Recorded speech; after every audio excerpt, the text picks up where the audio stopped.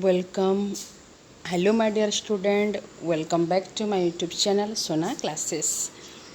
आज हम डिस्कशन करिया पले OSTET paper 2 social science history political science रा तमर ओस्टेट 2026 रा question answer MCQ practice question answer MCQ टा डिस्कशन करबा देखा पले चैप्टर वाइज आगरु आमे 3टा चैप्टर डिस्कशन करिछे आज चैप्टर 4 रो डिस्कशन करबा देखा पले चैप्टर 4 दिल्ली सुल्तान रो प्रशासन बलबन क्यों वंशर शासक थिले दास ममल्लुक चैप्टर 31 रो राइट आंसर हेउछि दास ममल्लुक तापर देखा पले क्वेश्चन 32 देख बलबन का राजत्वर मुख्य विशेषता कौन माने बलबन का राजत्वर मुख्य विशेषता कौन माने तमर राइट आंसर है 32 रो ए केंद्रीय शासन को शक्तिशाली करिबा केंद्रीय शासन को शक्तिशाली करिबा देखा पिले क्वेश्चन नंबर 33 अलाउद्दीन खिलजी क्यों वंशर थिले खिलजी वंशर अलाउद्दीन खिलजी क्यों नीति पाई विशेष प्रसिद्ध बजार नियंत्रण माने अलाउद्दीन खिलजी क्यों नीति पाई विशेष प्रसिद्ध बजार नियंत्रण अलाउद्दीन खिलजी का समय रे दक्षिण भारत अभियान रो प्रमुख सेनापति किए मालिक काफूर माने अलाउद्दीन खिलजी का समय रे दक्षिण भारत अभियान रो प्रमुख सेनापति किए मालिक काफूर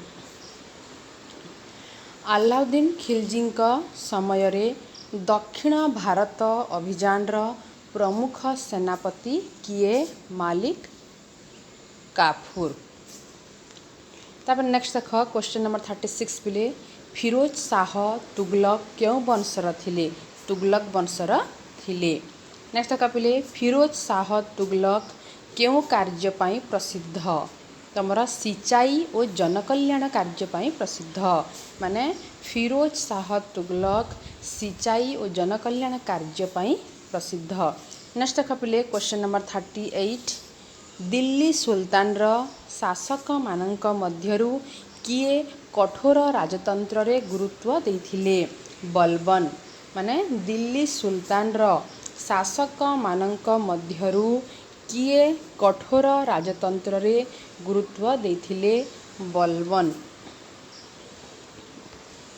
माने दिल्ली सुल्तान रो शासक मानक मध्यरु किए तमर कठोर राजतंत्र रे गुरुत्व देथिले बलबन देथिले तापर देख पले नेक्स्ट ला क्वेश्चन नंबर 39 अलाउद्दीन खिलजी का बजार नियंत्रण रो एक उद्देश्य कौन थिला माने सेना पाई सामग्री सस्ता रखिबा अलाउद्दीन खिलजी का बजार नियंत्रण रो एक उद्देश्य कौन थिला पिले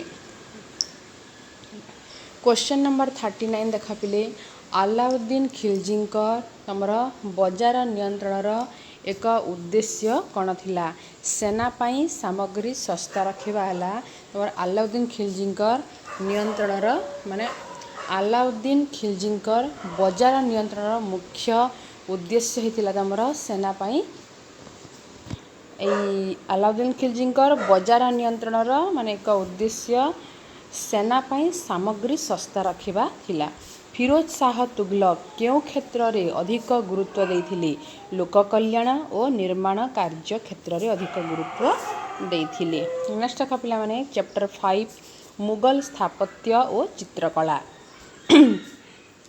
अकबर का समय रो प्रसिद्ध स्थापत्य क्योंटी फतेहपुर सिक्री अकबर टाइम रे जो प्रसिद्ध स्थापत्य थिला सेटा होची हमर फतेहपुर सिक्री तापरे ताजमहल किए निर्माण कराइथिले शाहजहां देखा बोले ताजमहल किए निर्माण करथिले माने शाहजहां ताजमहल निर्माण करथिले जहांगीरଙ୍କ ସମୟରେ କେଉଁ କଳା ବିଶେଷ ଭାବେ ବିକଶିତ ହୋଇଥିଲା? ଚିତ୍ରକଳା। ଜାହାଙ୍ଗୀରଙ୍କ ଟାଇମ୍ରେ ଚିତ୍ରକଳା ହିଁ ବିଶେଷ ଭାବରେ ବିକଶିତ ହୋଇଥିଲା। ତାପରେ ଦେଖ ପିଲେ ମୁଗଲ ଚିତ୍ରକଳାରେ କେଉଁ ବିଷୟ ପାଇଁ ଜାହାଙ୍ଗୀରଙ୍କ ରୁଚି ଥିଲା? ପ୍ରକୃତି ଓ ପଶୁପକ୍ଷୀ। ମାନେ ମୁଗଲ ଚିତ୍ରକଳାରେ କେଉଁ ବିଷୟ ପାଇଁ ଜାହାଙ୍ଗୀରଙ୍କ ଇଣ୍ଟରେଷ୍ଟଟା ଥିଲା? ତମର ମୁଗଲ ଚିତ୍ରକଳାରେ ଜାହାଙ୍ଗୀରଙ୍କର ଇଣ୍ଟରେଷ୍ଟଟା ମାନେ କେଉଁ ବିଷୟ ପାଇଁ ଥିଲା? ପ୍ରକୃତି ଓ ପଶୁପକ୍ଷୀ ପାଇଁ ଥିଲା। ପ୍ରକୃତି ପଶୁପକ୍ଷୀ ପାଇଁ ଥିଲା। ଦେଖ ପିଲେ ଲାଲକିଲ୍ଲା କାହାଙ୍କ ସମୟରେ ନିର୍ମିତ ଥିଲା? ଶାହାଜାହାନ। ମାନେ ଲାଲକିଲ୍ଲା କାହାଙ୍କ ସମୟରେ ନିର୍ମିତ ଥିଲା ପିଲେ? ଶାହାଜାହାନଙ୍କ ସମୟରେ ଲାଲକିଲ୍ଲା ନିର୍ମିତ ଥିଲା। ଶାହାଜାହାନର ଟାଇମ୍ରେ ତମର ଲାଲକିଲ୍ଲାଟା ନିର୍ମିତ ହୋଇଥିଲା। ନେକ୍ସଟ ଦେଖ ପିଲେ ଆକବରଙ୍କ ସମୟରେ ମୁଗଲ ଚିତ୍ରକଳାରେ କେଉଁ ପ୍ରଭାବ ଦେଖାଯାଇଥିଲା? ପାରସୀ ପ୍ରଭାବ। ମାନେ ଆକବରଙ୍କ ସମୟରେ ତମର ମୁଗଲ ଚିତ୍ରକଳାରେ କେଉଁ ପ୍ରଭାବ ଦେଖାଯାଇଥିଲା? ପାରସୀର ପ୍ରଭାବ ଦେଖାଯାଇଥିଲା। ପାରସୀର ପ୍ରଭାବଟା ଆକବର ଟାଇମ୍ରେ ବେଶୀ ଦେଖାଯାଇଥିଲା। ତାପରେ ଦେଖ ପିଲେ ବୁଲନ୍ଦ ଦରୱାଜା କେଉଁ ସ୍ଥାନରେ ଅଛି? ଫତେପୁର ସିକ୍ରିରେ ବୁଲନ୍ଦ ଦରୱାଜା ଅଛି। ଶାହାଜାହାନଙ୍କ ଶାସନ କାଳକୁ କେଉଁ କ୍ଷେତ୍ରର ସ୍ୱର୍ଣ୍ଣଯୁଗ ଭାବେ ଦେଖାଯାଏ? ମୁଗଲ ସ୍ଥାପତ୍ୟ। ମାନେ ଶାହାଜାହାନଙ୍କ ଶାସନ କାଳକୁ କେଉଁ କ୍ଷେତ୍ରରେ ସ୍ୱର୍ଣ୍ଣଯୁଗ ଭାବେ ଦେଖାଯାଏ? ତମର ଶାହାଜାହାନଙ୍କ ଯେଉଁ ଶାସନ ପିରିୟଡ଼ଟା ତାକୁ ମାନେ ମୁଗଲ ସ୍ଥାପତ୍ୟର ସ୍ୱର୍ଣ୍ଣ ଯୁଗ ଭାବରେ ଦେଖାଯାଏ। ତାପରେ ମୁଗଲ ସ୍ଥାପତ୍ୟର ଏକ ପ୍ରମୁଖ ବିଶେଷତା କ'ଣ? ଗୁମ୍ବଜ ଓ ମିନାର। ମୁଗଲ ସ୍ଥାପତ୍ୟର ମୁଖ୍ୟ ବିଶେଷତାଟା ହେଉଛି ତମର ଗୁମ୍ବଜ ଓ ମିନାର। ଆଗ୍ରା ଦୁର୍ଗର ବିକାଶରେ କେଉଁ ମୁଗଲ ଶାସକଙ୍କ ଭୂମିକା ଥିଲା? ଆକବର। ମାନେ ଆଗ୍ରା ଦୁର୍ଗର ବିକାଶରେ କେଉଁ ମୁଗଲ ଶାସକଙ୍କର ଭୂମିକା ଥିଲା? ଆକବରର। ତାପରେ ନେକ୍ସଟ ଦେଖ ପିଲେ ପଲିଟିକାଲ ସାଇନ୍ସ 40 MCQ ଏଠି ଅଛି। ତମର ଚାପ୍ଟର 6 ହେଲା ଭାରତୀୟ ସମ୍ବିଧାନ। ଏଇଟା ହିଷ୍ଟ୍ରି ପଲିଟିକାଲଟା ମିକ୍ସ ଅଛି MCQର ପ୍ରାକ୍ଟିସ୍ କ୍ୱେଶ୍ଚନ୍ ସେଟା। ତମର ଚାପ୍ଟର 6 ଭାରତୀୟ ସମ୍ବିଧାନ। ଭାରତୀୟ ସମ୍ବିଧାନ କେବେ ଗ୍ରହଣ କରାଗଲା? 26 ନଭେମ୍ବର 1949 1949ରେ। ମନେ ରଖ ପିଲାମାନେ ନଭେମ୍ବର 26 1949ରେ ଭାରତ ସମ୍ବିଧାନ ଗ୍ରହଣ କରାଗଲା। ତାପରେ ଦେଖ ପିଲେ ଭାରତୀୟ ସମ୍ବିଧାନ କେବେ କାର୍ଯ୍ୟକାରୀ ହେଲା? ତମର କାର୍ଯ୍ୟକାରୀ କେବେ ହେଲା? 26 ଜାନୁଆରୀ 1950ରେ। ଭାରତୀୟ ସମ୍ବିଧାନ 26 ନଭେମ୍ବର 1949ରେ ଗ୍ରହଣ ହେଲା। ଆଉ ତମର ମାନେ 26 ଜାନୁଆରୀ 1950ରେ କାର୍ଯ୍ୟକାରୀ ହେଲା ଭାରତୀୟ ସମ୍ବିଧାନ। ନେକ୍ସଟ ଦେଖ ପିଲାମାନେ ସମ୍ବିଧାନ ପ୍ରସ୍ତୁତି କରିଥିବା ସଂସ୍ଥା କେଉଁଟି? ସମ୍ବିଧାନ ସଭା। ତମର ସମ୍ବିଧାନ ପ୍ରସ୍ତୁତି କରିଥିବା ସଂସ୍ଥା କେଉଁଟି? ସମ୍ବିଧାନ ସଭା। ଯେଉଁ ସମ୍ବିଧାନ ପ୍ରସ୍ତୁତି କରିଥିବା ସଂସ୍ଥା ହେଉଛି ସମ୍ବିଧାନ ସଭା। ତାପରେ ଦେଖ ପିଲେ ସମ୍ବିଧାନ ସଭାର ଖସଡ଼ା କମିଟିର ଅଧ୍ୟକ୍ଷ କିଏ? Doctor BR Ambedkar. ଏଇଟା ଆମେ ସମସ୍ତେ ଜାଣିଛେ ଡକ୍ଟର ଭୀମରାଓ ଆମ୍ବେଦକର ହେଉଛନ୍ତି ସମ୍ବିଧାନ ସଭାର ତମର ଖସଡ଼ା କମିଟିର ଅଧ୍ୟକ୍ଷ। ତାପରେ ଦେଖ ପିଲେ ନେକ୍ସଟ ହେଲା କ୍ୱେଶ୍ଚନ୍ ନମ୍ବର 55 ଭାରତୀୟ ସମ୍ବିଧାନର ପ୍ରସ୍ତାବନା କେଉଁ ଶବ୍ଦରେ ଆରମ୍ଭ ହୁଏ? ଆମେ ଭାରତର ଲୋକ। ମାନେ ଭାରତୀୟ ସମ୍ବିଧାନରେ ଯେଉଁ ପ୍ରସ୍ତାବନା ଅଛି ଯେଉଁ ପ୍ରିଏମ୍ବୁଲ ଅଛି ସେଇଟା କେଉଁ ଶବ୍ଦରେ ଆରମ୍ଭ ହୁଏ? ଆମେ ଭାରତର ଲୋକ ଶବ୍ଦରେ ଆରମ୍ଭ ହୁଏ। ତାପରେ ଦେଖ ପିଲେ ଭାରତକୁ ସମ୍ବିଧାନରେ କିପରି ବର୍ଣ୍ଣନା କରାଯାଇଛି? ତମର ଭାରତକୁ ସମ୍ବିଧାନରେ କିପରି ଭାବରେ ବର୍ଣ୍ଣନା କରାଯାଇଛି? ଭାରତକୁ ସମ୍ବିଧାନରେ ତମର କିପରି ଭାବରେ ବର୍ଣ୍ଣନା କରାଯାଇଛି ପିଲେ?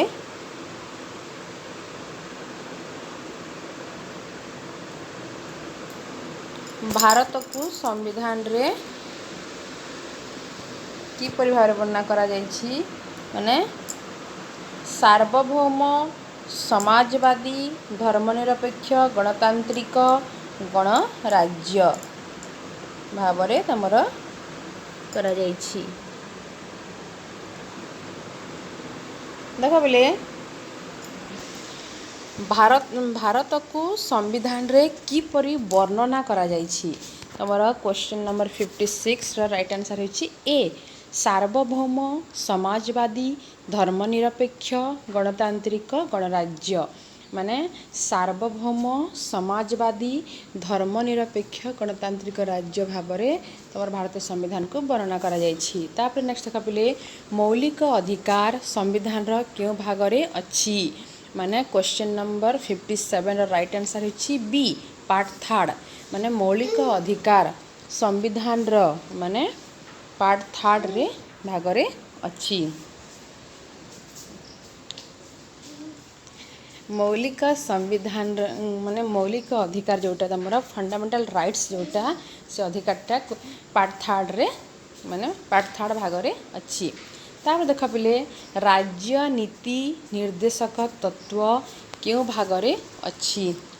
राज्य नीति निर्देशक तत्व केउ भागरे अछि। क्वेश्चन नंबर पार्ट फोर्थ राज्य नीति तमरा जोटा स्टेट पॉलिसी जोटा कहूछ राज्य नीति निर्देशक तत्व पार्ट 4 रे अछि आ फंडामेंटल राइट्सटा पार्ट थर्ड रे अछि। तापरे मौलिक कर्तव्य केउ संविधान संशोधन रे जोड़ा जाइथिला 42तम 42nd अमेंडमेंट जोटा माने मौलिक कर्तव्य केउ संविधान संशोधन रे माने जोड़ा जाइथिला 42nd तम। तापर देख पिले भारतर राष्ट्रपति किपरि निर्वाचित हुअन्ति माने भारतर राष्ट्रपति किपरि निर्वाचित हुअन्ति निर्वाचक मंडली द्वारा तमरा इंडिया रो माने आम भारतर प्रेसिडेंट राष्ट्रपतिटा माने निर्वाचन मंडली द्वारा माने निर्वाचित हुअन्ति निर्वाचन मंडली द्वारा निर्वाचित हुअन्ति। तापर देख बिले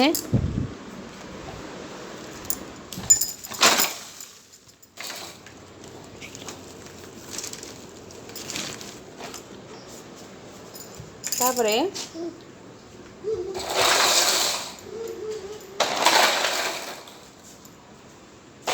निर्वाचक मंडली द्वारा तमरा भारतर प्रेसिडेंटा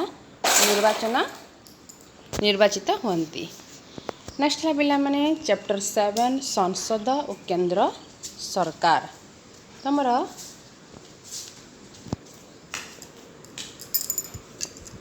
संसद और केंद्र सरकार जोटा संसद और केंद्र सरकार क्वेश्चन मतलब चैप्टर 7 भारतीय संसद केतोटी सदन रे गठित दुईटी सदन रे भारतीय संसद दुईटी सदन रे गठित लोकसभा को कौन कहा जाए हाउस ऑफ द पीपुल बोली कहा जाए आउ राज्यसभा को कौन कहा जाए काउंसिल ऑफ स्टेट्स बोली कहा जाए राज्यसभा को काउंसिल ऑफ स्टेट्स बोली कहा जाए। तापर देख बोले भारतर प्रकृत कार्यनिर्वाही मुख्य किए माने भारतर प्रकृत कार्यनिर्वाही माने भारतर प्रकृत कार्यनिर्वाही मुख्य किए प्रधानमंत्री। लोकसभार साधारण कार्यकाल केते वर्ष 5 वर्ष राज्यसभा किपरि सदन स्थायी सदन आ भारतर सर्वोच्च न्यायालय केउटी पिला माने सुप्रीम कोर्ट। भारतर मुख्य विचारपति को माने किए नियुक्त करंती राष्ट्रपति नियुक्त करंती आ मंत्री परिषद कहा प्रति सामूहिक भावे दायी। तापर देख पिले मंत्री परिषद कहा उपरे सामूहिक भाव में दायी लोकसभा उपरे माने मंत्री परिषदटा लोकसभा प्रति सामूहिक भाव में दायी। तापर लोग देख पिले भारतर संविधान रक्षक भावे क्यों संस्था को देखा जाए सुप्रीम कोर्ट माने भारतर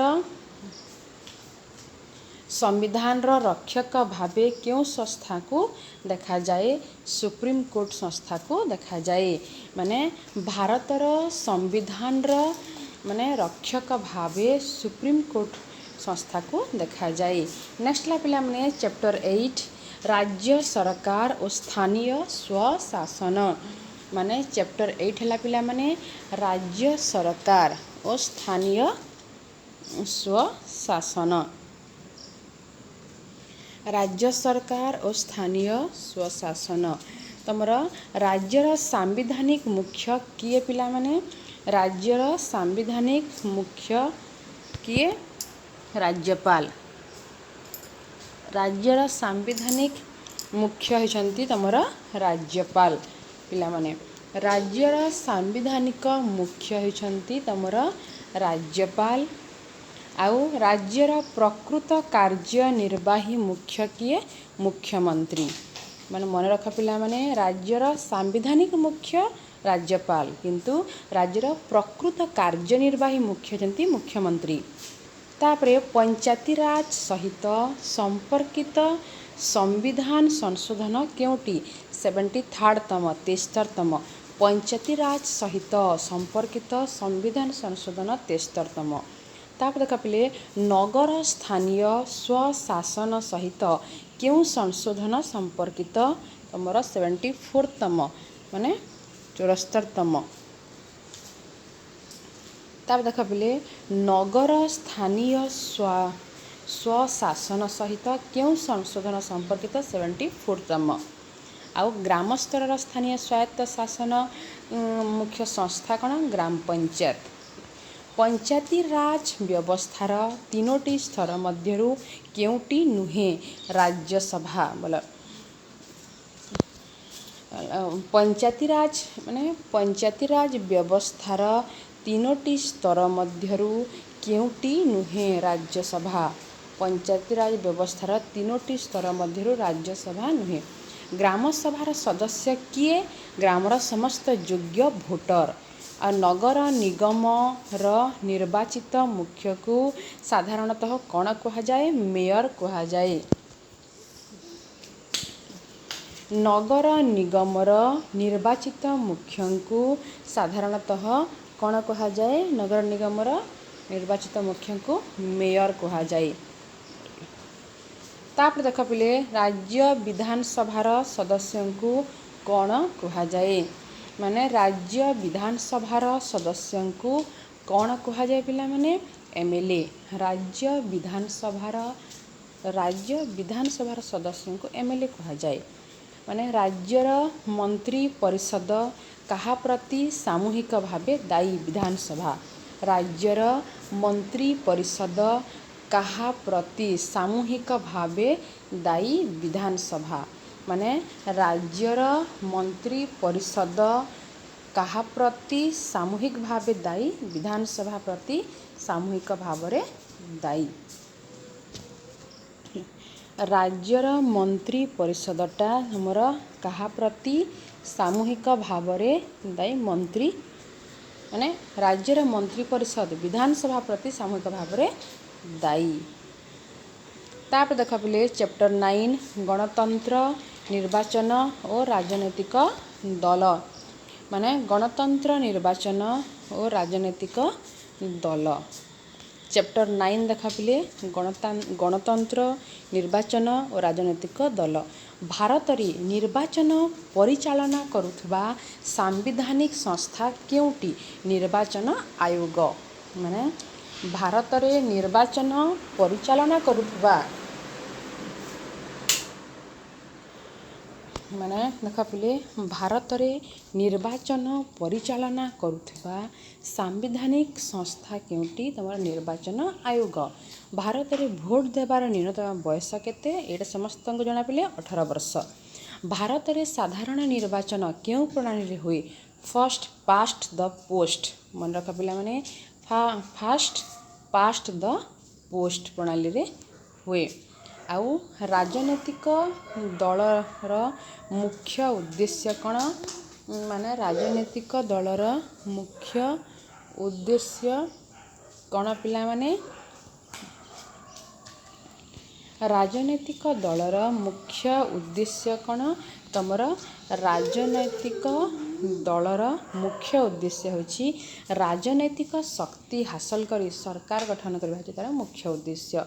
तापर देख पिले गणतंत्र रे लोक मानकर मुख्य भूमिका कौन सरकार चयन करवा सी मुख्य भूमिका चाप गोष्ठीर मुख्य उद्देश्य कौन पिला माने सरकारी नीति को प्रभावित करवा माने चाप गोष्ठीर मुख्य उद्देश्य है सरकारी नीति को प्रभावित करवा माने चाप गोष्ठीर मुख्य उद्देश्य है तमर सरकारी नीति को प्रभावित करवा मिछि बोलो चाप गोष्ठीर मुख्य उद्देश्य कौन पिला माने सरकारी नीति को प्रभावित करवा तापर देख पिले गणतंत्रर एक मौलिक लक्षण कौन माने लोकंक अंश ग्रहण गणतंत्रर एक मौलिक लक्षण हेउछि लोकंक अंश ग्रहण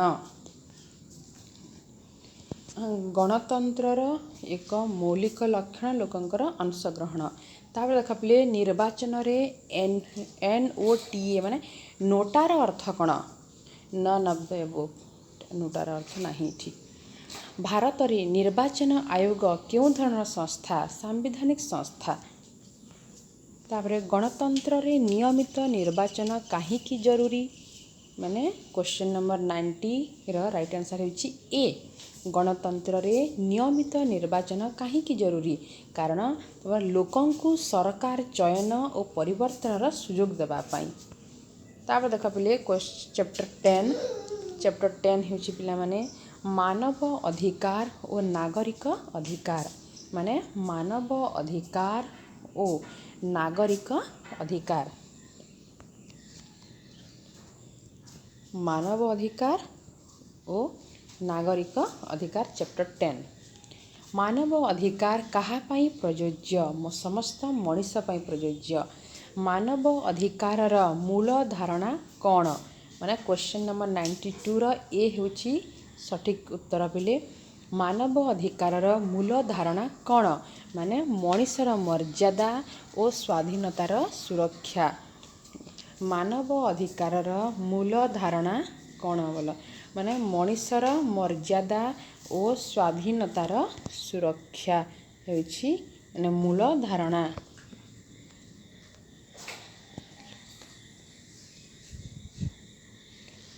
मानव अधिकारर मूल धारणा कौन माने मनीषर मर्यादा और स्वाधीनतार सुरक्षा हेउछि तार मूल धारणा।